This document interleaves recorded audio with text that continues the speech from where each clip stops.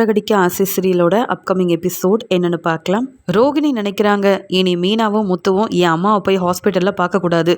என் அம்மாவை அதுக்குள்ளே யாருக்கும் தெரியாமல் கண்டிப்பாக அங்கே தன்னுடைய வீட்டுக்கே கூட்டிகிட்டு போயிடணும். அது மட்டும் இல்லை, என் அம்மா எங்கே தங்கியிருக்காங்க, இனி கிறிஷை பார்க்க வரணும்னு இந்த மீனாவும் முத்துவும் நினைக்கவே கூடாது. மீனா முத்து நான் கிறிஷ் மேலே ரொம்ப பாசமாகவும் அக்கறையாகவும் இருக்கிறதுனால சந்தேகப்பட ஆரம்பிச்சிட்டாங்க. முத்து உண்மையை கண்டுபிடிச்சிட்டா எனக்கு பிரச்சனையாயிரும். அதனால் எப்படியாவது ஊருக்கு போன வித்யா வந்துட்டாளான்னு கேட்கணும். என் அம்மாவையும் இங்கே கிறிஷையும் கொஞ்ச நாளைக்கு இங்கே வித்யாவோட வீட்டில் தான் தங்க வைக்கணும். கண்டிப்பாக வித்யா நமக்கு உதவி செய்வா. ஏற்கனவே நான் செஞ்ச தப்புக்கெல்லாம் வித்யா கிட்ட மன்னிப்பு கேட்டுட்டேன். என் ஃப்ரெண்டு வித்யா எனக்காக என்னெல்லாம் செஞ்சுருக்கா, இந்த உதவியை செய்ய மாட்டாளா என்ன அப்படின்னு ரோகிணி நினைக்கிறாங்க. இங்கே மீனா முத்துக்கிட்ட பேசிகிட்டு இருக்கும்போதே இங்கே என்ன நடக்குதுன்னு ஒன்றுமே புரியலங்க. வர வர ரோகிணி இந்த கிறிஷ் மேலே ரொம்ப பாசமாக இருக்காங்க, அக்கறையாக இருக்காங்க. கிறிஷுக்காக புது துணியெல்லாம் வாங்கிட்டு வந்து கொடுத்தாங்க. கிறிஷ் அவனுக்கு பிடிச்ச சாப்பாடெல்லாம் வாங்கிட்டு வந்து கொடுத்து எப்போ பார்த்தாலும் கிறிஷ் ரோகிணியோட ரூம்லேயே தான் இருக்கான். 2 பேரும் ஏதோ பேசிக்கிட்டே இருக்காங்க. இத்தனை நாள் ரோகிணிக்கு இல்லாத அக்கறை இப்போ மட்டும் எப்படிங்க வந்திருக்கும்? எதுவும் காரணம் இல்லாமல் ரோகிணி இப்படி செய்யவே மாட்டாங்கல்ல. நான் கூட கிறிஷை கவனித்தேன். முன்ன மாதிரி கிறிஷ் என்கிட்ட பேசுகிறத விட ரோகிணி கிட்ட பேச தான் விரும்புகிறான். ரோகிணி என்ன சொன்னாலும் கிறிஷ் அப்படியே கேட்குறாங்க அப்படின்னு சொல்கிறாங்க. உடனே முத்துவும், அதுக்கு தான் நான் சொன்னேனே மீனா, ஏதோ ஒரு உண்மையை இந்த பார்லலமாக மறைச்சி வச்சுருக்காங்க. அது யாருக்கும் தெரியக்கூடாதுன்றதுக்காக தான் இப்படிலாம் செய்கிறாங்க போல். எனக்கும் இந்த பார்லலம்மா மேலே எப்போவோ சந்தேகம் ஆரம்பிச்சிருச்சு. ஆனால் என்ன செய்ய, உண்மையை கண்டுபிடிக்க முடியல. பொறுமையாக இருமீனா, கோவப்படாத. எப்படியாவது என்னைக்கா இருந்தாலும் உண்மை தெரிய தானே போகுது அப்படின்னு முத்து பேசிகிட்டு இருக்கிறாரு. இப்படி மீனாவும் முத்துவும் ரோகிணி மேலே சந்தேகப்படுறத அங்கே நின்று கேட்டுட்டு இருந்த ரோகிணி தெரிஞ்சுக்கிறாங்க. என்ன, இந்த கிறிஷுக்கு தேவையானதெல்லாம் வாங்கி கொடுக்கறதெல்லாம் பார்த்துட்டு ஒரு பக்கம் இந்த மீனாவுக்கு ரொம்ப பொறாமையாக இருக்குது போல். என் பையனுக்கு நான் இதெல்லாம் செய்கிறேன், இவங்க எதுக்கு இதை பற்றி யோசிக்கிறாங்க, என்னை பற்றின உண்மையை கண்டுபிடிக்கணும்னு இந்த முத்து நினைக்கிறாரு. அதெல்லாம் என்றைக்கும் நடக்க போகிறதே இல்லை. அப்படியே உண்மையை கண்டுபிடிச்சாலும் எப்படி சமாளிக்கணும், இங்கே மனோஜை நம்ப வைக்கணும்னு எனக்கு தெரியாதா? இருந்தாலும் இந்த முத்து மீனா கிட்ட கொஞ்சம் கவனமாக தான் இருக்கணும். இனி கிறிஷை என் ரூம்குள்ளே விடவும் கூடாது, கிறிஷ்கிட்ட பெருசாக அக்கறை காட்டுற மாதிரி நடந்துக்கவும் கூடாது. அதுதான் நமக்கு நல்லது. நாளைக்கே டாக்டர்கிட்ட பேசி இங்கே கிறிஷையும் என் அம்மாவையும் இங்கே என் ஃப்ரெண்டு வித்யாவோட வீட்டுக்கு கூட்டிகிட்டு போகிற வழியை பார்க்கணும். அது மட்டும் இல்லை, வித்யாவுக்கு ஃபோன் பண்ணணுமே, ஊர்லேருந்து வித்யா வந்துட்டாளான்னு தெரியலையே அப்படின்னு ரோகிணி யோசிக்க ஆரம்பிக்கிறாங்க. மீனாவும் முத்துவும் இப்படி பேசிகிட்டு இருந்ததெல்லாம் கேட்டுட்டு ரோகிணிக்கு ரொம்பவே பதட்டமாக இருக்குது. ரோகிணி எப்பயும் போல் பார்லருக்கு கிளம்பி போகிறாங்க. போகும்போது வித்யாவுக்கு ஃபோன் பண்ணுறாங்க. வித்யா அப்போ தான் ஊர்லேருந்து வந்திருக்கிறதுனால வித்யாவை பார்க்கறதுக்காக அங்கே முருகனும் வீட்டுக்கு போயிருக்காரு. இங்கே ரோகிணி, வித்யா ஃபோன் எடு வித்யா, என் அம்மாவை எப்படியாவது உன் வீட்டுக்கு தான் கூட்டிகிட்டு வரணும் அப்படின்னு யோசனை பண்ணிக்கிட்டு உடனே ஃபோன் பண்ணிக்கிட்டே இருக்காங்க. உடனே முருகனும், வித்யா யார் அது ஃபோன் பண்ணுறது அப்படின்னு கேட்க, என் ஃப்ரெண்டு ரோகிணி தாங்க அப்படின்னு சொல்கிறாங்க. என்ன அந்த ரோகிணி நீ ஊர்லேருந்து வந்துட்டியான்னு கேட்க ஃபோன் பண்ணுறாங்களான்னு கேட்கும்போது, ஆமாங்க, ரோகிணிக்கிட்ட பேசி ரொம்ப நாள் ஆகுது, இப்போ ஏன் ரோகிணி ஃபோன் பண்ணுறான்னு தெரியலையேன்னு கேட்க முருகன் சொல்கிறாரு, ரோகிணி பணம் வேணும்னு கேட்டால் உடனே நீ அவங்கக்கிட்ட பெருசாக பேச வேண்டாம். நமக்கு இப்போ வீடு வாங்க மட்டும்தான் பணம் இருக்குது, அதை ரோகிணிக்கிட்ட கொடுக்க முடியாது. ரோகிணி பணத்துக்காக மட்டும்தானே உதவி செய்ய உனக்கு ஃபோன் பண்ணுவாங்கன்னு முருகன் பேச, உடனே இங்கே வித்யாவும், அதெல்லாம் இல்லை, என்னன்னு தெரியல, நான் ஃபோன் எடுத்து பேசுகிறேன் அப்படின்னு சொல்லு ரோகிணி, நான் ஊருக்கு வந்துட்டேன், இங்கே கொஞ்சம் வேலை இருக்குது, அதனால தான் சீக்கிரமாகவே வந்துட்டேன் அப்படின்னு சொல்ல, ஊரில் இருக்க உன் அம்மா நல்லா இருக்காங்களா அப்படின்னு கேட்க, ஆமாம் அம்மாவை பார்த்துட்டு வந்துட்டேன், கல்யாண ஏற்பாடெல்லாம் செய்ய வேண்டியதெல்லாம் வேலையெல்லாம் செஞ்சுட்டு வந்திருக்கேன் அப்படின்னு சொல்ல, கேட்க ரொம்ப சந்தோஷமாக இருக்குது வித்யா. ஆமாம், எனக்கு உன்னால் ஒரு உதவி ஆகணுமேன்னு கேட்க, என்ன உதவி?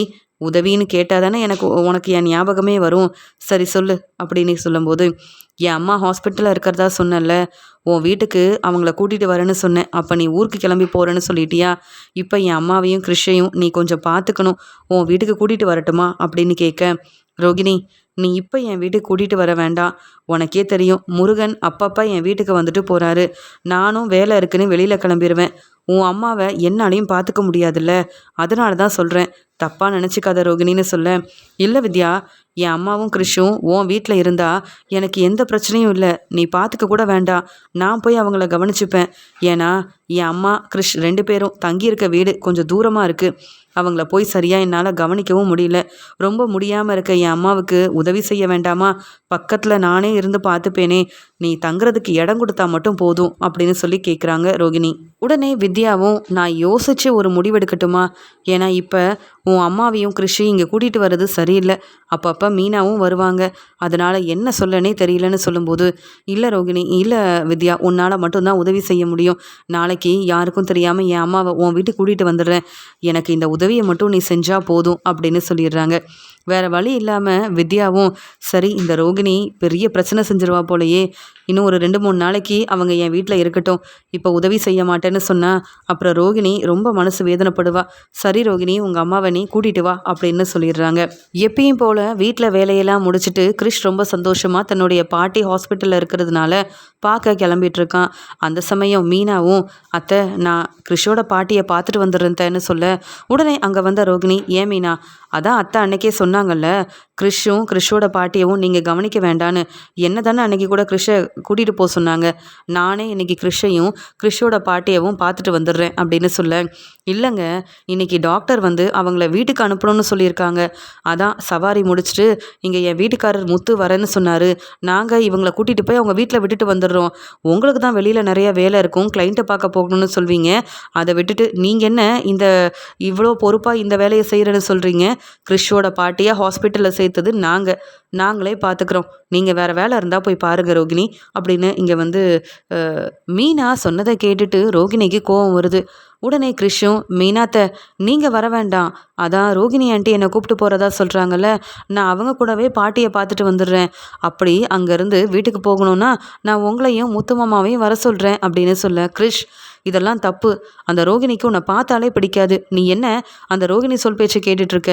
நான் தானே உன்னை இந்த வீட்டுக்கு கூட்டிகிட்டு வந்தேன். என் பேச்சு தானே நீ கேட்கணும். உன் பாட்டிக்கு சாப்பாடு கொண்டு போய் கொடுக்குறது நான், கவனிச்சிக்கிறது நான். இப்போ என்ன நீ இப்படி பேசிகிட்ருக்க அப்படின்னு சொல்ல, இல்லை மீனாத்தை, நான் எதுவும் தப்பாக பேசலையே, ரோகிணி ஆண்டி கூட வரட்டும்னு சொன்னேன்னு சொல்லும்போது உடனே விஜயாவும், சரி சரி ரோகிணி, அந்த கிறிஷை நீயே கூட்டிகிட்டு போய் அவங்க பாட்டியை அப்படியே வீட்லேயும் கூட்டிகிட்டு போய் விட்டுட்டு வந்துரு. இனி இவங்க 2 பேரும் இந்த பக்கம் வராமல் இருந்தால் ரொம்ப சந்தோஷம்தான். ஏன் மீனா, உனக்கு வேறு எந்த வேலையும் இல்லையா என்ன? இவங்க பாட்டியை நான் தான் வீட்டுக்கு கூட்டிகிட்டு போவேன்னு இப்படி அடம் பிடிக்கிற. நீ என்ன மற்றவங்களுக்கு உதவி செய்கிறத மட்டும்தான் வேலையாக வச்சிட்ருக்கியான்னு சொல்கிறாங்க. சரிங்க ரோகிணி, கிறிஷை நீங்களே கூட்டிகிட்டு போங்க. ஆனால் இப்படி நீங்கள் மாறுவீங்கன்னு நான் எதிர்பார்க்கல. ஆனால் எதுக்காக கிறிஷ் மேலே இவ்வளோ அக்கறை வச்சுருக்கீங்கன்னு தான் எனக்கு ஒன்றும் புரியலன்னு சொல்ல, உங்களுக்கு எதுவும் புரிய வேண்டாம் மீனா, நான் பார்த்துக்கிறேன் அப்படின்னு கிறிஷை கூட்டிகிட்டு போகிறாங்க ஹாஸ்பிட்டலுக்கு ரோகிணி. ரோகிணியை பார்த்த உடனே இங்கே ரோகிணியோட அம்மா, ரோகிணி முத்துவும் மீனாவும் வரலையா, இல்லை நீ வந்திருக்கிறியேன்னு கேட்கும்போது, ஏம்மா அவங்க வந்தாதான் உனக்கு சந்தோஷமா? உன்னை பக்கத்தில் இருந்து பார்த்துக்க வேண்டிய பொறுப்பு என்கிட்ட தானே இருக்குது, நான் பார்த்துக்கிறேன். இன்னைக்கு நீ வீட்டுக்கு போகலான்னு சொல்லிட்டாங்க அப்படின்னு சொல்லும்போது, வீட்டுக்கா? ஏன் நான் தனியாக இருந்தால் என்னை கவனிக்க ஆள் இல்லையே, பேசாமல் நீயே என் கூட வந்துடுறேன் ரோகிணின்னு சொல்ல, மா எனக்கு கல்யாணம் ஆயிடுச்சுமா, நான் எப்படிம்மா உங்கள் கூட வந்து அங்கே தங்க முடியும்? அப்புறம் மனோஜும் விஜயா ஆண்டியும் என்ன நினைப்பாங்க, சந்தேகப்படுவாங்க. நான் அதுக்கு தான் ஒரு ஏற்பாடு பண்ணியிருக்கேன். வித்யாவோட வீட்டுக்கு நீங்களும் கிறிஷும் வரலாமா? வித்யாவும் உங்களை கூட்டிகிட்டு வர சொல்லிட்டா. வித்யா கிட்ட கேட்டு தான் நான் இப்படி ஒரு முடிவெடுத்திருக்கேன். இனி அந்த முத்து மீனாவோட உதவி உங்களுக்கு வேண்டவே வேண்டாம். அப்பப்போ நீங்கள் பக்கத்துலேயே இருக்கிறதுனால வித்யா வீட்டுக்கு வந்து உங்களுக்கு தேவையானது என்னன்னு நான் கவனிச்சுப்பேன். ஹாஸ்பிட்டல் கூட்டிகிட்டு போகணுன்னாலும் நான் உதவி செஞ்சுருவேன்ல. இனி அந்த மீனா முத்து உங்கள் பக்கம் வராமல் இருக்கணும்னா எனக்கு வேறு வழி தெரியல. நீங்கள் வித்யா வீட்டில் இருக்கிறது தான் நல்லதுன்னு எனக்கு தோணுது அப்படின்னு சொல்ல, உடனே இங்கே கிறிஷ் ரொம்ப சந்தோஷமா, அப்போ அம்மா தினமும் என்னை பார்க்க வருவீங்கல்லம்மா, ஸ்கூலுக்கு நீங்கள் கூட்டிகிட்டு போவீங்கல்லம்மான்னு கேட்க, ஆமாம் கிறிஷ், இங்கே வித்யாவும் உங்கள் 2 பேர்த்தையும் ரொம்ப நல்லா பார்த்துக்கிறதா சொல்லியிருக்கா. வித்யாவுக்கு கல்யாண ஏற்பாடெல்லாம் நடந்துட்டுருக்குமா, அதனால் வித்யா இப்போ கொஞ்சம் கோவம் இல்லாமல் என் மேலே வந்து அக்கறையாக இருக்கா. இதை பயன்படுத்திக்கிட்டு நான் உதவி கேட்டிருக்கேம்மா, நீங்கள் கிளம்புங்க, நான் டாக்டர்கிட்டலாம் பேசிட்டேன், நம்ம இப்போ வித்யாவோட வீட்டுக்கு தான் போகிறோம் அப்படின்னு சொல்லிடுறாங்க. வித்யாவோட வீட்டுக்கு போக அங்கே ஒரு ஆட்டோவில் தன்னுடைய அம்மாவையும் கிறிஷையும் கூட்டிகிட்டு போகிறாங்க ரோகிணி. அங்கே தான் வேலையெல்லாம் முடிச்சுட்டு வந்த ஸ்ருதி வந்து ரோகிணியோட அம்மா கிறிஷுன்னு 3 பேரும் அங்கே வித்யா வீட்டுக்கு போகிறத கவனிக்கிறாங்க. நான் ஒரு வேலையாக இங்கே வந்தேன், ஆனால் அந்த ரோகிணி என்ன செய்கிறாங்க, வித்யா வீட்டுக்கு போகிறாங்க. வித்யா ரோகிணியோட ஃப்ரெண்டு, ஆனால் இந்த கிறிஷோட பாட்டியும் எதுக்கு அங்கே கூட போகிறாங்க புரியலையே அப்படின்னு சந்தேகத்தோட ரோகிணி கவனிக்கிறாங்க. ரோகிணி தன்னுடைய அம்மா இங்கே வந்து கிறிஷை வித்யா வீட்டுக்கு கூட்டிகிட்டு போகிறத ஸ்ருதி கவனிக்கிறாங்க. கவனிக்கிறது மட்டும் இல்லாமல் என்ன உண்மையை இந்த ரோகிணி அப்படி மறைக்கிறாங்கன்றதை தெரிஞ்சுக்கணும். அதுவும் வித்யா எதுக்கு இந்த ரோகிணிக்கு உதவி செய்கிறாங்க ஒன்றும் புரியலையே. முத்து மீனா தானே இந்த கிறிஷோட பாட்டியவும் வீட்டுக்கு கூட்டிகிட்டு வருவாங்க. இவங்கள பெருசாக இந்த ரோகிணி கண்டுக்கிட்டதே இல்லை. ஆனால் இப்போ இவங்க எதுக்கு ஹாஸ்பிட்டல்ல இருந்து இவங்கள வித்யா வீட்டுக்கு கூட்டிகிட்டு போகிறாங்க? ஏதோ ஒரு பெரிய உண்மையை இந்த ரோகிணி மறைக்கிறாங்க போல அப்படின்னு இங்கே வந்து ஸ்ருதி கண்டுபிடிக்கிறாங்க. ரோகிணியோட அம்மாவையும் கிருஷையும் பார்த்துட்டு இங்கே வித்யா, வாங்கம்மா, இப்போ உங்களுக்கு பரவாயில்லையா? பக்கத்துலேயே நீங்கள் இருந்தால் நல்லா இருக்கணும்னு ரோகிணி நினைக்கிறா. எனக்கும் கல்யாண ஏற்பாடெல்லாம் செய்கிறதுனால உங்களை பெருசாக பார்த்துக்க முடியலனாலும் ரோகிணி கண்டிப்பாக உங்களை பார்த்துப்பாம்மா. நீங்கள் இருங்க, நான் ஏதாவது ஜூஸ் எடுத்துகிட்டு வரேன் அப்படின்னு அவங்க முடியாமல் வந்திருக்கிறதுனால ஜூஸ் எல்லாம் கொடுக்குறாங்க. இங்கே உடனே கிறிஷும், அம்மா எனக்கு ரொம்ப டயர்டாக இருக்குமா அப்படின்னு சொல்ல, இந்த ரூமில் நீங்கள் 2 பேரும் இருக்கலாம், உங்களுக்கு என்ன வேணும்னாலும் என்கிட்ட கேட்கலாம். கிறிஷ், உனக்கு என்னென்னலாம் வேணும்னு சொல்லு, நான் வாங்கிட்டு வரேன் அப்படின்னு வித்யா ரொம்ப பாசமாக கிறிஷ்கிட்ட பேசிகிட்டு இருக்கேன். உடனே ரோகிணி, என்னை மன்னிச்சிரு வித்யா, உன்கிட்ட பணம் வாங்கிட்டு உன்னை ஏமாத்தணும்னு நினைக்கல. என் பிரச்சனை உனக்கு தெரியும். ஆனால் உனக்கும் எனக்கும் இடையில இவ்வளோ பெரிய பிரச்சனை வரும்னு நான் எதிர்பார்க்கல. இருந்தாலும் என்னை மன்னிச்சிட்ட. என் அம்மாவுக்கு இவ்வளோ பெரிய உதவி செஞ்சுருக்கிற, இதை என்னால் மறக்கவே முடியாதுன்னு சொல்ல, பரவாயில்ல ரோகிணி, உனக்கு அம்மானா எனக்கும் அம்மா தானே. இவங்கள நான் பார்த்துக்க மாட்டேனா? எத்தனை முறை அவங்க என் வீட்டுக்கு வந்திருக்காங்க, நான் வந்து அவங்கள பார்த்துக்கிட்டேன். நீ கவலைப்படாமல் இரு. அப்பப்போ வந்து உன் அம்மாவை பார்த்துக்க. ஹாஸ்பிட்டல் கூட்டிகிட்டு போகணுன்னா அந்த பொறுப்பெல்லாம் நீ தான் பார்த்துக்கணும் அப்படின்னு வித்யாவும் சொல்கிறாங்க. தன்னுடைய அம்மாவையும் கிருஷையும் வித்யா வீட்டில் விட்டுட்டு, கவனமாக இருங்கம்மா, இதில் தேவையான சாப்பாடெல்லாம் இருக்குது, வித்யா பார்த்துக்க அப்படின்னு ரோகிணியும் அங்கேருந்து கிளம்பி வெளியில் வரதை ஸ்ருதி பார்த்துட்டு பேரதிர்ச்சியோடு நிற்கிறாங்க. என்ன இந்த ரோகிணி, இவங்க யாருன்னே தெரியாதுன்னு சொன்னாங்க, ஆனால் வித்யா வீட்டில் கொண்டு போய் விடுறாங்க. முத்து மீனாக்கு இதெல்லாம் தெரியுமா தெரியாதா அப்படின்னு ஸ்ருதிக்கு ஏதாவது ஒரு உண்மையை கண்டுபிடிக்கணும் அப்படின்னு நினைக்கிறாங்க. இப்போ நம்ம போனால் சரிப்பட்டு வராது. வித்யா வீட்டில் தானே இந்த கிறிஷோட பாட்டியும் இருக்காங்க. நானே வித்யா கிட்ட என்னன்னு கேட்டு தெரிஞ்சுக்கிறேன், அவ்வளவுதானே. உண்மை தெரிஞ்சதுக்கப்புறம் ரோகிணி கிட்ட நம்ம பேசிட வேண்டிதான் அப்படின்னு ஸ்ருதி நினைக்கிறாங்க. ரோகிணி தன்னுடைய வேலைக்கு கிளம்பி போயிடுறாங்க. இங்கே ரோகிணியோட அம்மாவும் கிறிஷும் ரெஸ்ட் எடுக்கிறதுக்காக அந்த ரூமில் வந்து ரெஸ்ட் எடுத்துகிட்டு இருக்காங்க. வெளியில் வேலைக்கு கிளம்புறாங்க வித்யா. அந்த சமயம் ஸ்ருதி அங்கே வந்து நிற்கிறாங்க. ஸ்ருதியை பார்த்துட்டு வித்யா, ஸ்ருதி நல்லா இருக்கீங்களா? என்ன இங்கே வந்திருக்கீங்க, அதுவும் என்ன தேடின்னு கேட்க, ஒரு முக்கியமான உண்மை எனக்கு தெரியணுங்க, அதான் உங்களை தேடி வந்தேன்னு சொல்கிறாங்க.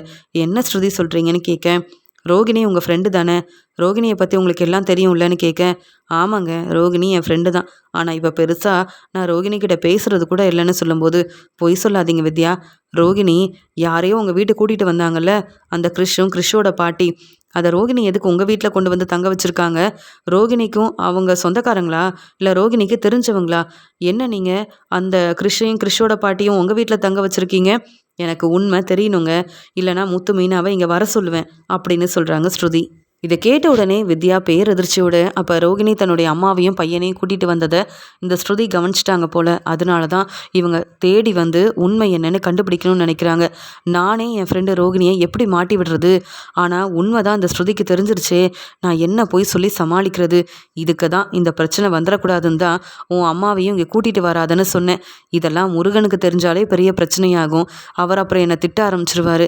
ஆனால் ரோகிணிக்கு உதவி செய்யணும்னு நினச்சி இப்போ நான் மாட்டிப்பேன் போலையே அப்படின்னு ரோகிணிக்காக எவ்வளவோ வித்யா பொய் சொல்லி சமாளிக்கிறாங்க. எதையுமே ஸ்ருதி நம்புறதாவே இல்லை. உடனே ஸ்ருதி சொல்கிறாங்க, நீங்கள் சொல்கிறத நான் நம்ப போகிறதில்ல. நீங்கள் இல்லைனா என் வீட்டுக்கு வாங்க, உண்மை என்னன்னு எனக்கு தெரியணும். நீங்கள் எதுக்காக கிறிஷையும் கிறிஷோட பாட்டியும் உங்கள் வீட்டில் தங்க வைக்கணும்? அதுவும் ரோகிணியில் கூப்பிட்டு வந்து விட்டுருக்காங்க. எனக்கு சந்தேகமாக இருக்குது. ஒருவேளை கிறிஷோட பாட்டி ரோகிணியோட அம்மாவா அப்படின்ற மாதிரி கேட்க, இங்கே அதுக்கு மேலேயும் உண்மையை மறைக்க முடியாது அப்படின்னு நினச்ச வித்யா மெதுவாக சொல்கிறாங்க, ஸ்ருதி, நீங்கள் இவ்வளோ தூரம் கேட்குறீங்க, உங்களுக்கு நிறைய உண்மை தெரிஞ்சிருக்கு. உண்மையை இனி மறைச்சி ஒரு பிரயோஜனமும் இல்லை. நான் உண்மையை சொன்னால் அது ரோகிணிக்கு நல்லதாக நடக்கும்னா நடக்கட்டுமே அப்படின்னு சொல்லிட்டு, ஆமாங்க, ரோகிணியோட அம்மா தான் அந்த கிறிஷோட பாட்டி. அந்த உண்மை யாருக்கும் தெரியக்கூடாதுன்னு ரோகிணி நினச்சா. அதனால தான் யாருக்கும் தெரியாமல் ஹாஸ்பிட்டலில் இருந்து தான் அம்மாவையும் பையனையும் கூட்டிகிட்டு வந்துட்டா அப்படின்னு சொல்ல, என்னது ரோகிணியோட பையனா? யாரு அந்த கிறிஷா? கிறிஷ் ரோகிணியோட பையனா? என்ன சொல்கிறீங்க வித்யா? இதை நான் எதிர்பார்க்கவே இல்லை. ரோகிணி ஏதோ ஒரு உண்மையை மறைக்கிறாங்கன்னு முத்து, மீனா, நான் எல்லாருமே சந்தேகப்பட்டோம். ஆனால் அவங்க என்ன தனக்குன்னு அம்மா பையன் எல்லாரும் இருக்கும்போது இவ்வளோ பெரிய உண்மையை மறைச்சிருக்காங்க. நீங்கள் ரோகிணியோட ஃப்ரெண்டு தானே, அவங்க பொய் சொன்னால் அதெல்லாம் தப்புன்னு நீங்கள் சொல்லி புரிய வைக்க மாட்டிங்களா? அவங்களுக்கு எப்படி உதவி செஞ்சிட்ருக்கீங்க? சொல்லப்போனால் ரோகிணி செஞ்சது தப்புனா நீங்கள் செஞ்சதும் பெரிய தப்பு தான் வித்யா. இப்போ நான் உண்மை தெரிஞ்சு கேட்ட உடனே உண்மை எல்லாத்தையும் சொல்கிறீங்க. இதெல்லாம் முன்னாடியே வந்து சொல்லியிருந்தா ரோகிணி கிட்ட நாங்கள் யாரும் ஏமாந்து போய் நின்றுக்க மாட்டோமே அப்படின்னு ஸ்ருதி ரொம்பவே கோவமாக பேச, உடனே இங்கே வித்யாவும், இல்லை ஸ்ருதி, இது எதுக்கு நான் இப்படி ரோகிணியை பற்றின உண்மையை சொல்லணும்? எனக்கு எந்த அவசியமும் இல்லையே. நான் போய் சொன்னாதாங்க தப்பு. என் ஃப்ரெண்டுக்கு உதவி செய்யணும்னு நினைக்கல. ஆனாலும் அவள் தான் எனக்கு இந்த உதவியை நீ செஞ்சே ஆகணும்னு அடம் பிடிச்சி தன்னுடைய அம்மாவையும் பையனையும் இங்கே கூட்டிகிட்டு வந்தா. இதில் நான் எதுக்குங்க மாட்டிக்கணும்? நான் அப்போவே சொன்னேன் இந்த ரோகிணிக்கு நான் உதவி செய்ய மாட்டேன்னு. கொஞ்ச நாள் ரோகிணி கிட்ட நான் பேசாமல் கூட இருந்தேன். அந்த ரோகிணி தான் மன்னிப்பு கேட்டு அப்பப்போ ஃபோன் பண்ணி உதவி கேட்டுட்டு இருந்தா. இப்போ நீங்கள் என்ன தப்பாக நினைக்கிறீங்கல்ல அப்படின்னு சொல்கிறாங்க வித்யா. உடனே ஸ்ருதியும், இந்த கிரிஷ் எங்கள் வீட்டில் தாங்க தங்கியிருந்தான். அவங்க பாட்டி ஹாஸ்பிட்டலில் இருக்கும்போது மீனாவும் முத்துவும் தான் கவனிச்சுக்கிட்டாங்க. ஆனால் அப்பப்போ ரோகிணி இங்கே கிரிஷ் மேலே ரொம்ப அக்கறையாகவும் அவனுக்கு தேவையானதெல்லாம் வாங்கி கொடுத்துட்டு இருந்தாங்க. அப்போவே கொஞ்சம் சந்தேகம் வந்தது. ஆனால் இவ்வளோ பெரிய உண்மையை மறைப்பாங்கன்னு நான் நினச்சி கூட பார்க்கலங்க.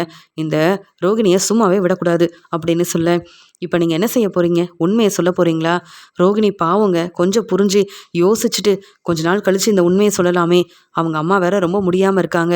இப்போ சொல்லி நீங்கள் ரோகிணியை மாட்டி விட்டுட்டா உங்கள் அத்தை உங்கள் மாமியார் கண்டிப்பாக ரோகிணியை வீட்டை விட்டு வெளியில் அனுப்பிடுவாங்க. இதெல்லாம் ரோகிணியோட அம்மாவால் தாங்கிக்க முடியாது. அவங்களுக்கு எந்த பிரச்சனையும் வந்துடக்கூடாதுல்ல அப்படின்னு சொல்ல, போதுங்க வித்யா, உங்கள் ஃப்ரெண்டுக்கு நீங்கள் சப்போர்ட் பண்ண வரைக்கும் போதும். உண்மை தெரிஞ்ச நான் எதுக்கு ரோகிணியை பற்றி சொல்லாமல் இருக்கணும்? இந்த உண்மையை எல்லார்கிட்டையும் சொல்ல தான் போகிறேன். ரோகிணி இனியாவது அவங்க குடும்பத்தை கவனிக்கட்டும். எதுக்கு போய் சொல்லி மற்ற எல்லாரையும் ஏமாத்திட்டு இருக்கணும்? நீங்கள் செஞ்ச தப்பை முதல்ல புரிஞ்சுக்கோங்க. ரோகிணிக்கு உதவி செய்கிறேன்னு சொல்லி இன்னும் ரோகிணி தப்பு செய்கிறதுக்கு நீங்கள் உதவி செய்யக்கூடாது நீ அப்படின்னு சொல்லும்போது, சரிங்க, நான் எந்த உதவியும் செய்யலை. மீனா முத்து இங்கே வந்தா இது ரோகிணியோட அம்மாதான்னு தெளிவாக நான் உண்மையை சொல்லிடுறேன். போதுமா? இப்போ எனக்கு வேலை இருக்குது, நான் கிளம்புறேன் அப்படின்னு சொல்லிட்டு ஸ்ருதிக்கிட்ட வேற வழி இல்லாமல் உண்மையை சொன்ன வித்யா அங்கேருந்து கிளம்புறாங்க. ஸ்ருதியும் ரோகிணியை பற்றி தெரிஞ்சுக்கிறாங்க. உடனே இதை முத்துக்கிட்டேயும் மீனாக்கிட்டேயும் சொல்லணும். இந்த பிரச்சனையை இப்படியே விடக்கூடாது. ரோகிணி யாருன்னு எல்லாருக்கும் புரிய வைக்கணும் அப்படின்னு கோவமாக வீட்டுக்கு கிளம்பி போகிறாங்க இங்கே வந்து ஸ்ருதி. ஸ்ருதி வீட்டுக்கு போன உடனே ரோகிணி எங்கே இருக்கீங்க அப்படின்னு கூப்பிட்டுக்கிட்டே வராங்க. உடனே என்னாச்சு ஸ்ருதி, என்ன பிரச்சனை, எதுக்கு என்ன தேடிட்டு வரீங்க? நான் ஏதாவது உதவி கேட்டால் நீங்கள் செய்ய மாட்டீங்க. என்கிட்ட நீங்கள் மீனா மாதிரி பேசவே மாட்டீங்களே. மீனா தானே உங்களுக்கு பிடிக்கும். அப்புறம் என்ன எதுக்கு தேடுறீங்கன்னு கேட்க, ஆமாங்க, நான் உங்களை தேடுறேன். ஏன் தெரியுமா? உங்களை பற்றின உண்மை தெரிஞ்சிச்சுன்னா உங்ககிட்ட கேள்வி கேட்கணுன்னு உங்களை தேடி தானே வரணும்னு சொல்ல, என்ன உண்மை, எதை பற்றி பேசுகிறீங்க? நீங்களும் வர வர முத்து மாதிரியே பேச ஆரம்பிச்சிட்டிங்கன்னு சொல்ல, உடனே விஜயாவும், என்னம்மா ஸ்ருதி, இப்போ தான் வந்தியா? மீனா இங்கே ஸ்ருதி வந்திருக்கா, காஃபி எடுத்துகிட்டு வா. ஏம்மா ஸ்ருதி, ஏம்மா இந்த ரோகிணி கிட்டலாம் பேசிகிட்டு இருக்க? இவெல்லாம் ஒரு ஆளுன்னு அப்படின்னு சொல்லும்போது, ஆண்டி, நீங்கள் ரோகிணியை சாதாரணமாக நினச்சிட்டீங்க. ஆனால் இவங்க எவ்வளோ பெரிய ஆளுன்னு இப்போ நான் சொல்ல போகிற உண்மை மூலமாக உங்களுக்கு தெரிய வந்துடும்னு சொல்ல, மீனா அங்கே வந்து நிற்கிறாங்க. ஒவ்வொருத்தரும் அங்கே வந்து நின்றுட்டுருக்காங்க. உடனே மனோஜும், என்னவா இந்த ஸ்ருதிக்கு எதுக்கு ரோகிணியை கூப்பிட்டு தேவையில்லாமல் பிரச்சனை செஞ்சிட்ருக்காங்க? இவங்களுக்கெல்லாம் வேறு வேலையே இல்லை. நானும் ரோகிணியும் சந்தோஷமாக இருந்தா ஏமா அந்த வீட்டில் இருக்கிறவங்களுக்கு பிடிக்கவே மாட்டேங்குது அப்படின்னு மனோஜ் பேச, போதும் மனோஜ், உங்களை பற்றியும் தெரியும், ரோகிணியை பற்றியும் தெரியும்.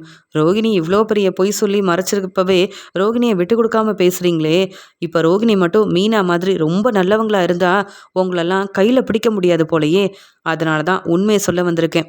ஏன் ரோகிணி, இன்னைக்கு அந்த கிறிஷையும் கிறிஷோட பாட்டியவும் எங்கே கூட்டிகிட்டு போனீங்க அப்படின்னு கேட்க, அது வேற எங்கேயும் இல்லை, அவங்க வீட்டுக்கு தான் கூட்டிகிட்டு போனேன் அப்படின்னு சொல்ல, ஆமாம், நீங்கள் அவங்க வீட்டுக்கு கூட்டிகிட்டு போனால் வித்யா வீட்டில் உங்களுக்கு என்ன வேலை அப்படின்னு கேட்க, வித்யாவோட வீட்டுக்கா, என்ன பேசுகிறீங்க நீங்கன்னு கேட்கும்போது, எனக்கு நீங்கள் சொல்கிறது ஒன்றுமே புரியலன்னு சொல்கிறாங்க. உடனே முத்துவும், என்ன பலகுரலே, பெரிய உண்மையை கண்டுபிடிச்சிட்டு வந்த மாதிரி இருக்குது. வித்யாவோட வீட்டுக்கு ரோகிணி போகிறது எப்பயுமே அது நடக்கிறது தானே. வித்யா ரோகிணியோட ஃப்ரெண்டு, அதனால போயிருப்பாங்கன்னு சொல்ல, அது சரி முத்து, ரோகிணி மட்டும் போயிருந்தா பரவாயில்ல. கிறிஷையும் கிறிஷோட பாட்டியவும் எதுக்கு வித்யா வீட்டில் தங்க வைக்கணும் இந்த ரோகிணி? அவங்களுக்கு அப்படி அவசியம் இல்லையே. ரோகிணி, உங்கள் சொந்தக்காரங்களா இருக்க போய் நீங்கள் அக்கறையாக பார்த்துக்கலாம். ஆனால் அந்த கிறிஷும் கிறிஷோட பாட்டியும் தான் உங்களுக்கு யாருன்னே தெரியாதே. அவங்களுக்கு அவங்க வீட்டுக்கு அனுப்பி வைக்காமல் எதுக்கு உங்கள் ஃப்ரெண்டோட வீட்டில் தங்க வச்சிங்கன்னு கேட்க, திருன்னு முழிக்கிறாங்க ரோகிணி. உடனே விஜயா, என்ன செஞ்சு வச்சுருக்க? நான் அந்த கிறிஷையும் கிறிஷோட பாட்டியவும் அவங்க சொந்தக்காரங்க வீட்டுக்கு அனுப்ப சொன்னேன், இல்லை அவங்க வீட்டுக்கு அனுப்பி வைக்க சொன்னேன். நீ என்ன உன் ஃப்ரெண்டு வித்யா வீட்டில் தங்க வச்சுருக்கேன்னு ஸ்ருதி சொல்லிகிட்ருக்கா? அதெல்லாம் உண்மையானு கேட்க, இல்லை ஆண்டி, நான் ஒரு உதவி செய்யணும்னு நினச்சேன். அவங்க வீட்டில் தங்கி இருந்தா அவங்கள கவனிக்க யாருமே இருக்க மாட்டாங்கல்ல. மீனா, முத்து என்ன அவங்க வீட்டுக்கு போய் உதவி செய்ய முடியும்? அதான் அவங்களுக்கு உதவி செய்கிறதுக்கு என் ஃப்ரெண்டு வீட்டில் தங்க வச்சேன். இதில் என்ன தப்பு இருக்குது? மீனா, முத்து உதவி செஞ்சால் அது சரினா நான் செஞ்ச உதவியும் சரிதானே அப்படின்னு பொய் சொல்லி ஏமாற்றி சமாளிக்க பார்க்குற ரோகிணியை கோவத்தில் இங்கே ஸ்ருதி, இன்னும் நீ உண்மையை தான் மறைக்கிறல்ல, பொய் சொல்லி ஏமாத்தலான்னு பார்க்குறியான்னு மனோஜ் முன்னாடியே பலார்னு வெளுத்து வாங்குறாங்க ஸ்ருதி. வீட்டில் உள்ளவங்களுக்கு ஒன்றுமே புரியல. உடனே அண்ணாமலை, என்னம்மா ஸ்ருதி இப்படி செஞ்சிட்ருக்கேன்னு கேட்க, அங்கிள் நான் உண்மையை சொல்கிறேன். ஆனால் அந்த ரோகிணி எல்லாரையும் நம்ப வச்சு ஏமாற்றி பொய் சொல்லிட்டு இருக்காங்க. அந்த கோவத்தில் தான் நான் இப்படி அவங்கள பலார்னு வெளுத்து வாங்கிட்டேன். ரோகிணி தன்னுடைய அம்மாவை தான் இங்கே வித்யாவோட வீட்டுக்கு கூட்டிகிட்டு போய் தங்க வச்சுருக்காங்க. அந்த கிறிஷும் வேற யாரும் இல்லை, இந்த ரோகிணியோட பையன்தான் அப்படின்னு சொல்ல மனோஜ் சொல்கிறாரு, இதெல்லாம் நம்பவே முடியாது. என்ன நினச்சிட்டு இருக்கீங்க எல்லாரும்? ரோகிணியை எங்கள் அம்மா தான் கோவமாக பேசுகிறாங்க, திட்டுறாங்கன்னா எல்லாரும் இப்படி ரோகிணி மேலேயே தப்பு இருக்குன்னு சொல்லி ரோகிணி எப்படியாவது வீட்டை விட்டு வெளியில் அனுப்பலான்னு நினைக்கிறீங்களா? ரோகிணி நல்லா சம்பாதிக்கிறா, அதனால என் அம்மா மனசை எப்படியும் ரோகிணி மாற்றிடுவான்னு பொறாமையில் எல்லாரும் ஒவ்வொரு பிரச்சனையாக ரோகிணிக்கு செஞ்சிட்ருக்கீங்க, அப்படி தானே அப்படின்னு மனோஜ் கேட்கும்போது உடனே ஸ்ருதியும், போதும் மனோஜ், இதுக்கு மேலே ரோகிணிக்கு சப்போர்ட் பண்ணால் நீங்கள் தான் அவமானப்பட்டு நிற்பீங்க. உண்மை என்னன்னு நான் சொல்கிறேன். ரோகிணி தன்னுடைய அம்மாவையும் பையனையும் ஹாஸ்பிட்டல்லேருந்து தன்னுடைய ஃப்ரெண்டு வித்யா வீட்டில் தங்க வச்சுருக்காங்க. நான் வித்யா வீட்டுக்கே போயிட்டேன். ஆனால் வித்யா கிட்ட உண்மையை என்னால் கண்டுபிடிக்கவே முடியாமல் இருந்தது. நான் கண்டிப்பாக முத்து மீனா கிட்ட இதெல்லாம் சொல்லிடுவேன்னு சொல்ல, வேறு வழி இல்லாமல் வித்யா, ரோகிணிக்கு ஏற்கனவே கல்யாணமானது, ரோகிணி எங்கெல்லாம் கடன் வாங்கியிருக்காங்க, ரோகிணியோட அம்மாவும் பையனும் இவங்க தான்னு எல்லா உண்மையும் சொல்லிட்டாங்க. இதுக்கு மேலே நான் எதுக்குங்க போய் சொல்லணும்? வேணும்னா கிளம்பி வாங்க எல்லாரும். வித்யா வீட்டில் இந்த ரோகிணியோட அம்மா பையன் எல்லாரும் இருக்காங்க. வித்யாவும் உண்மையை சொல்லுவாங்க, பார்க்குறீங்களா அப்படின்னு சொல்லும்போது வீட்டில் உள்ள எல்லாரும் பேரதிர்ச்சியோட கவனிக்க, உடனே மீனாவும், என்னங்க சொல்கிறீங்க? இத்தனை நாள் வித்யா கிட்ட நானும் பேசியிருக்கேன். ரோகிணிக்கு அம்மா இருக்காங்க, இந்த கிறிஷ் தான் ரோகிணியோட பையனு என்கிட்ட எதுவுமே சொல்லலையே அப்படின்னு சொல்லும்போது, நானே சந்தேகத்தோட தான் அங்கே போனேன் மீனா. முதல்ல வித்யா எப்படியாவது தன்னுடைய ஃப்ரெண்டை காப்பாற்றணும், எனக்கு உண்மை தெரிஞ்சிடக்கூடாதுன்னு நிறைய பொய் சொன்னாங்க. நான் நம்பவே இல்லை. பெரிய பிரச்சனையாயிரும்னு சொல்ல வேற வழி இல்லாமல் அவங்களுக்கும் முருகனுக்கும் வேற கல்யாணம் ஆக போதில்ல, அந்த ஒரு பயத்தில் தான் உண்மையை சொல்லிட்டாங்க. ரோகிணிக்கு ஏற்கனவே கல்யாணமான உண்மையை மறைச்சிருக்காங்க, தனக்கு பையன் இருக்கிற உண்மையை மறைச்சிருக்காங்க. இப்போ ஒன்றும் தெரியாத மாதிரி நின்றுட்டுருக்காங்க இந்த ரோகிணி. என்ன ரோகிணி, உங்கள் ஃப்ரெண்டு வித்யா மூலமாகவே எனக்கு உண்மை தெரிஞ்சதுனால பதில் பேச முடியலையா உங்களுக்கு? உங்கள் அம்மாவை நீங்கள் தானே கூட்டிகிட்டு போனீங்க, உங்கள் பையனையும் நீங்கள் தானே கூட்டிகிட்டு போனீங்கன்னு சொல்ல ரோகிணி கண் கலங்கி அழ ஆரம்பிக்கிறாங்க. எந்த பதிலும் பேச முடியல ரோகிணிக்கு. உடனே விஜயா சொல்கிறாங்க மீனா கிட்டேயும் முத்துக்கிட்டேயும், வித்யாவோட வீடு உங்களுக்கு தெரியும்ல, அங்கே போய் பாருங்க, இந்த ரோகிணியோட அம்மா பையன் 2 பேரும் அங்கே இருக்காங்களான்னு. இந்த ஸ்ருதி சொல்கிறது உண்மைன்னு தெரிய வந்தா ரோகிணி இனி இந்த வீட்டில் தங்கவே முடியாது. அவளுக்கு இந்த வீட்டில் இடமே இல்லைன்னு நானே சரியான பதில் கொடுப்பேன் இந்த ரோகிணிக்கு. ஆசாசையாக மனோஜுக்கு ரோகிணியை கல்யாணம் பண்ணி வச்சேன். ஆனால் இவ சொன்ன பொய்யே, இவ நம்மளை ஏமாத்துனதெல்லாம் என்னால் தாங்கிக்கவே முடியல அப்படின்னு சொல்ல மீனாவும் முத்துவும் அங்கே வித்யாவோட வீட்டுக்கு கிளம்பி போகிறாங்க. அங்கே ரோகிணியோட அம்மா பையன் கிறிஷும் இருக்கிறத பார்த்த உடனே உண்மை என்னன்னு தெரிய வருது. ஸ்ருதி சொல்கிறது எல்லாமே உண்மைதான். அதனால தான் ரோகிணி எதுவுமே பேசாமல் நின்றுருக்காங்க போல அப்படின்னு வித்யாவை முத்து வெளுத்து வாங்குறாரு. என்ன வித்யா செஞ்சு வச்சுருக்கீங்க? இதெல்லாம் முருகனுக்கு தெரிஞ்சா உங்கள் கல்யாணமே நடக்காது. நீங்கள் யாருக்கு உதவி செஞ்சுருக்கீங்கன்னு தெரியுதா? உங்கள் ஃப்ரெண்டு தான் ரோகிணி, ஆனாலும் நீங்கள் அவங்களுக்கு சொல்லி புரிய வைக்கிறத விட்டுட்டு இப்படி உதவி செஞ்சுருக்கீங்க. உங்கள் மேலே எவ்வளோ ஒரு மரியாதை நம்பிக்கையெல்லாம் இருந்தது, எல்லாத்தையும் ஒன்றும் இல்லாமல் செஞ்சிட்டிங்களே. நீங்கள் பொய் சொல்ல மாட்டீங்கன்னு நம்பினேனே, இப்படி செஞ்சிட்டீங்களேன்னு மீனாவும் கேள்வி கேட்க, இல்லை மீனா, ஸ்ருதிக்கு மட்டும்தான் உண்மை தெரியும், வேற பெருசாக இந்த பிரச்சனையை பெருசாக்கிறாதீங்கன்னு சொல்லி தான் அனுப்புனேன். ஆனால் நீங்களே வீடு தேடி வந்துட்டீங்களே, இனியும் உண்மையை மறைக்கக்கூடாது. ரோகிணியோட அம்மாவும் பையனும் இவங்க தான் அப்படின்னு சொல்லிடுறாங்க. உடனே இங்கே அவங்க ரெஸ்ட் எடுத்துகிட்டு இருக்கிறதுனால வித்யாவை வீட்டுக்கு கூட்டிகிட்டு உண்மை எல்லாத்தையும் சொல்ல வைக்கிறாரு முத்து. வேற வழி இல்லாமல், ரோகிணி என்னை மன்னிச்சிரு, இதுக்காக தான் என் வீட்டுக்கு உன் அம்மாவை கூட்டிகிட்டு வராதன்னு சொன்னேன். அப்பப்போ மீனா முத்து வருவாங்க, முருகனுக்கும் தெரியக்கூடாது. நீ என் பேச்சை கேட்கல. இப்போ பாரு, உன் வீட்டில் உள்ள ஸ்ருதி மீனா முத்துன்னு எல்லாரும் முன்னாடி நான் வசமாக மாட்டிக்கிட்டு அவமானப்பட்டு நிற்கிறேன். முத்து மீனா கேள்வி கேட்குறாங்க, உன்ன மாதிரியே நானும் ஏமாத்திட்டேன்னு நினைக்கிறாங்க. ஏன் ரோகிணி, நீயாவது உண்மையை சொல்லியிருக்க வேண்டியதானே? உன்னால் பாரு, எல்லாரும் முன்னாடி நான் பதில் பேச முடியாமல் நிற்கிறேன்.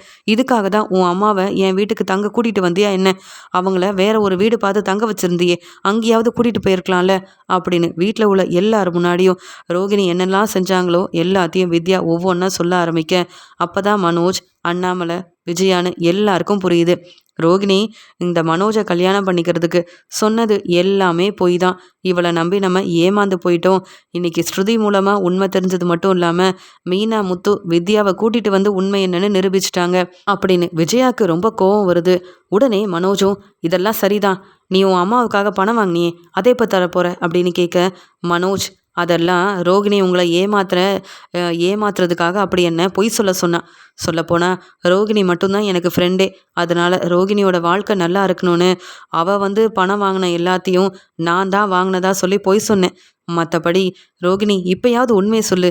அந்த மனோஜ் பாரு என்கிட்ட பணம் கேட்குறாருன்னு சொல்ல. ஆமாம் மனோஜ், நான் கிறிஷுக்காக தான், கிறிஷை ஸ்கூலில் சேர்க்குறதுக்கு பணம் இல்லைன்னு உன்னை ஏமாற்றி பணம் வாங்கிட்டேன் அப்படின்னு சொல்லவும் அங்கே எல்லாரும் முன்னாடியும் மனோஜ் கோவத்தில் பலார்னு வெளுத்து வாங்குறாரு ரோகிணியை. என்னடி செஞ்சு வச்சுருக்க, என்ன செஞ்சு வச்சுருக்க? உன் ஃப்ரெண்டுக்கு அம்மா ரொம்ப முடியாமல் இருக்காங்கன்னு பணத்தை வாங்கினியே, அப்போ கூட உன் ஃப்ரெண்டு வித்யா அழுதுகிட்டே வந்தாங்க. எல்லாமே நடிச்சு என்னை ஏமாத்துனதா? உன்னை நம்புன பாரு அப்படின்னு சொல்கிறாங்க. உடனே விஜயாவும், இதுக்கு மேலே ரோகிணியை நம்ப ஒன்றும் இல்லை.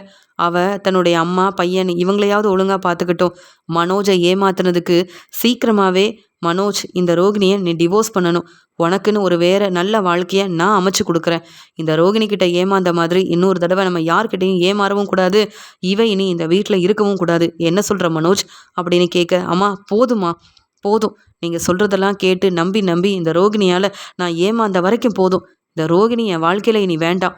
ஆனால் நான் இன்னொரு கல்யாணமும் பண்ணிக்க போகிறது கிடையாது. என் வேலையை மட்டும் நான் பார்க்குறேம்மா அப்படின்னு மனோஜ் ரொம்ப கோபமாக பேச, உடனே ஸ்ருதியும், என்ன ரோகிணி நீங்கள் எதுவுமே பேச மாட்டேங்கிறீங்க? உங்கள் பையன் 10 நாள் இந்த வீட்டில் இங்கே இருந்தப்ப நல்லா கவனிச்சுக்கிட்டீங்கல்ல, இனி அவங்க கூடவே இருந்து கவனிச்சுக்கோங்க. உங்கள் பையனையும் பார்த்துக்க மாட்டேங்கிறீங்க, உங்கள் அம்மாவையும் கவனிக்க மாட்டேங்கிறீங்க. உங்களுக்கு உங்கள் வாழ்க்கை மட்டும்தான் முக்கியம். மனோஜ் கூட நீங்கள் சந்தோஷமாக வாழணும். உங்கள் வாழ்க்கைக்காக எவ்வளோதான் பொய் சொல்வீங்க, எவ்வளோதான் எங்கள் எல்லாரும் ஏமாத்துவீங்க அப்படின்னு ஸ்ருதி கேள்வி கேட்க, உடனே ரவியும், மனோஜ், என்ன மனோஜ் இதெல்லாம்? ரோகிணி அண்ணி இப்படி ஏமாத்திட்டு இருந்திருக்காங்க, உனக்கு எதுவுமே தெரியாதா உண்மையா? இல்லை எல்லாம் தெரிஞ்சிருந்தும் தெரியாத மாதிரி நீயும் அவங்க கூட சேர்ந்து நடிச்சிட்டு இருந்தியா இத்தனை நாள் அப்படின்னு சொல்லி கேட்க, இல்லை எனக்கு எதுவுமே தெரியாது. ரோகிணிக்கு உண்மையாகவே அம்மா, அப்பான்னு சொந்தக்காரங்க யாருமே இல்லைன்னு தான் நானும் நினச்சிட்டு இருந்தேன். அதனால் என் அம்மாவே கோவப்பட்டாலும் ரோகிணியை நல்லா பார்த்துக்கணும், ரோகிணியை மட்டும் விட்டு கொடுத்துடவே கூடாது அப்படின்னு எவ்வளவோ ரோகிணிக்காக நான் வந்து உதவி செஞ்சுருக்கேன். ஆனால் ரோகிணி இப்படி ஏமாத்துவான்னு எதிர்பார்க்கல. ஏண்டி போய் சொன்னேன்? உனக்கு கல்யாணமான உண்மையை ஏன் மறைச்ச ரோகிணி அப்படின்னு மனோஜ் அழுதுகிட்டே கேட்க, எதுக்குமே பதில் பேசாமல் நிற்கிறாங்க ரோகிணி. வீட்டுக்கு வந்த வித்யா எல்லார்கிட்டேயும் மன்னிப்பு கேட்குறாங்க. என் மேலேயும் தப்பு இருக்குது. நான் இப்போ கொஞ்ச நாளாக ரோகிணி கிட்ட பெருசாக பேசுறது கூட இல்லை. ஆனால் ரோகிணி இப்படி வசமாக மாட்டிப்பான்னு நான் நினைக்கவும் இல்லை. ஸ்ருதி, உங்ககிட்ட தானே உண்மையை சொன்னேன், ஆனால் இப்படி மாட்டி விட்டுட்டீங்களே. ரோகிணி பாவம், அவள் குடும்பத்துக்காக அவள் எவ்வளோ கஷ்டப்படுறான்னு எனக்கு தெரியும். இருந்தாலும் நான் இப்போ உண்மையை சொல்லக்கூடிய ஒரு நிலைமையில் இருக்க ரோகிணியை நானே இப்படி உண்மையை சொல்லி மாட்டி விட்டுட்டேன்னு எனக்கு ரொம்ப மனசு கஷ்டமாக இருக்குது. இதெல்லாம் உங்களுக்கு முன்னாடியே தெரிஞ்சிருந்தா ரோகிணியை வீட்டை விட்டு வெளியில் அனுப்பியிருப்பீங்க. இப்போ என்ன செய்ய போகிறீங்களோ தெரியல. என்னை மன்னிச்சிரு ரோகிணி. முத்து, மீனா, நான் உண்மையை சொல்லிட்டேன். இதெல்லாம் முருகன்கிட்ட சொல்லிடாதீங்க, அப்புறம் நான் கல்யாணமே பண்ணிக்க முடியாத ஒரு நிலைமை வந்துடும் அப்படின்னு சொல்லிட்டு அங்கே உண்மையை சொன்ன வித்யாவும் கிளம்பி போயிடுறாங்க. ரோகிணி அழுதுகிட்டே நிற்க, உடனே விஜயா கேட்குறாங்க, என்ன அழுகிற மாதிரி நடிக்கிறியா, இல்லை வேற என்ன பொய் சொல்லலான்னு யோசிக்கிறியா? நீ என்ன பொய் சொன்னாலும் சமாளித்தாலும் அதை நம்புகிற இடத்துல நாங்கள் இல்லவே இல்லை. உன்னை நம்பி நம்பி நாங்கள் ஏமாந்த வரைக்கும் போதுன்ற முடிவெடுத்துட்டோம் அப்படின்னு சொல்ல, அதுக்கு அண்ணாமலையும், முத்து, மீனா, உங்களை மாதிரி ஒரு நல்லவங்களை இந்த விஜயா என்றைக்கும் புரிஞ்சிக்கல. யாரை ரொம்ப நல்லவங்கன்னு தலையில் தூக்கி வச்சு கொண்டாடினாலோ அந்த ரோகிணியோட லட்சணம் என்னன்னு விஜயாவுக்கு நல்லா புரிஞ்சிருச்சு. ஏன் விஜயா, நீ இப்போ என்ன யோசிச்சு ஒரு முடிவெடுக்க போகிற?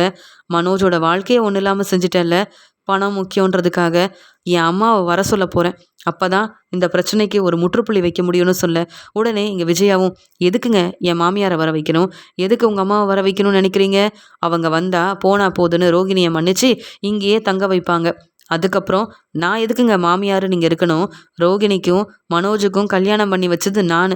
நீங்களும் உங்கள் அம்மாவும் ரோகிணியை மன்னிச்சிருவீங்க. ஆனால் என்னால் இதுக்கு மேலே இந்த ரோகிணியை மன்னிக்கவே முடியாது. உங்கள் அம்மா வந்து பேசினாலும் நீங்களாக ஒரு முடிவெடுத்தாலும் அதை நான் இனிமேல் ஏற்றுக்கவே மாட்டேன். யார் சொன்னாலும் கேட்க வேண்டிய அவசியம் எனக்கு இல்லைங்க. ரோகிணி இந்த வீட்டில் மருமகளாக இருக்கக்கூடாதுன்னா இருக்கக்கூடாது தான், அவ்வளவுதான். மனோஜே இந்த ரோகிணியை நம்ப மாட்டேன்னு சொன்னதுக்கப்புறம் இவ எதுக்குங்க இங்கே இருக்கணும்? அவள் பையனை போய் கவனிச்சுக்கட்டும். அந்த கிறிஷோட அம்மாவை போய் நல்லா பார்த்துக்கிட்டோம். தனக்கு அம்மா இருக்கும்போதே யாராவது அம்மா இல்லைன்னு பொய் சொல்வாங்களா? அப்படி சொல்லி இந்த குடும்பத்துக்குள்ளே வந்த இந்த ரோகிணி நம்மளுக்கு கூட பெரிய பிரச்சனை செய்ய என்ன வேணாலும் செய்வாங்க அப்படின்னு சொல்லிடுறாங்க விஜயா. எல்லார்கிட்டையும் வசமாக மாட்டிக்கிட்ட ரோகிணி பதில் பேச முடியாமல் நிற்கிறாங்க. ஸ்ருதி வெளுத்து வாங்குறாங்க ரோகிணியை. நல்லா படித்து பெரிய பார்லரோட ஓனராக இருக்கேன்னு சொன்னீங்க. அப்புறம் அந்த பார்லருக்கு வெறும் ஸ்டாஃபாக இருக்கீங்க. பெரிய பணக்கார வீட்டு பொண்ணுன்னு சொன்னீங்க. அதுவும் பொய் தான். இப்போ அங்கிளோட 27 லட்ச ரூபா பணத்தை எடுத்துகிட்டு போனீங்களே, அந்த பணத்தை திருப்பி தரேன்னு சொன்னீங்க. அதுவும் பொய். மீனாவோட நகையை எடுத்துகிட்டு போனீங்க. நகையவும் ஏமாத்தினாரு மனோஜ். அதையும் நீங்கள் திருப்பி தரலை. இப்படி வீட்டில் நீங்கள் சொல்கிறது எல்லாமே பொய்யா இருக்கே. அப்புறம் எப்படி நாங்கள்லாம் உங்களுக்கு சப்போர்ட் பண்ண முடியும்? என்னதான் இருந்தாலும் நீங்கள் மீனா மாதிரி நேர்மையாக இருக்கவே மாட்டீங்க. அதனால தான் எனக்கு மீனாவை ரொம்ப பிடிக்கும். உங்களை கொஞ்சம் கூட பிடிக்காத ரோகிணி. இதே நான் விஜயாத்த இடத்துல இருந்தா இப்போவே நீங்கள் செஞ்ச தப்புக்கு போலீஸை வர வச்சு உங்களை அவமானப்படுத்தி இந்த வீட்டில இருந்தே வெளியில் அனுப்பியிருப்பேன்.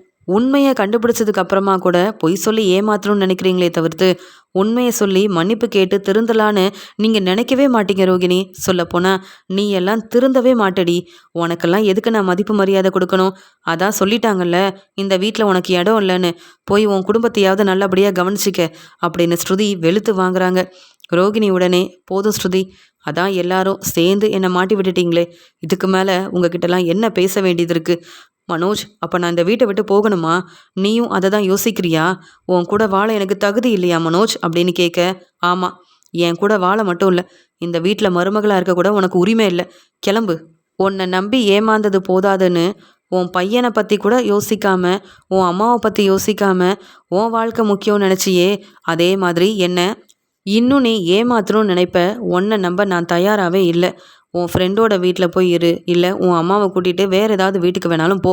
ஆனால் உன்னை தேடி மட்டும் நான் வருவேன்னு நினைக்கவே நினைக்காத. என் மனசில் நீ இல்லை.